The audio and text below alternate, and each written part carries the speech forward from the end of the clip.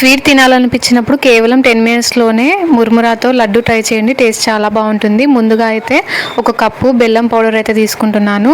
దీన్ని ఒక ప్యాన్ పెట్టుకొని అందులో వేసుకొని కొద్దిగా వాటర్ వేసుకొని దీన్ని మెల్ట్ చేసుకోవాలన్నమాట. ఇక్కడ నేను యూజ్ చేస్తున్న జాగేరి అయితే కస్తూరి బ్రాండ్ అనమాట. మోస్ట్ పాపులర్ బ్రాండ్ ఇన్ జాగేరి అనమాట. జాగేరి పౌడర్ అలాగే బెల్లం కూడా తీసుకున్నాను. క్వాలిటీ అయితే ఎక్సలెంట్గా ఉంది. ఇప్పుడైతే అది మెల్ట్ అయిపోయాక దాన్ని స్టెయిన్ చేసుకోవాలి. ఏదైనా డస్ట్ పార్టికల్స్ ఉంటే మనకైతే పోతాయన్నమాట. స్టెయిన్ చేసుకొని ఒక 5 మినిట్స్ అయ్యాక వాటర్లో వేసుకొని చూస్తే మనకి ఇలా గట్టి పాకం రావాలన్నమాట.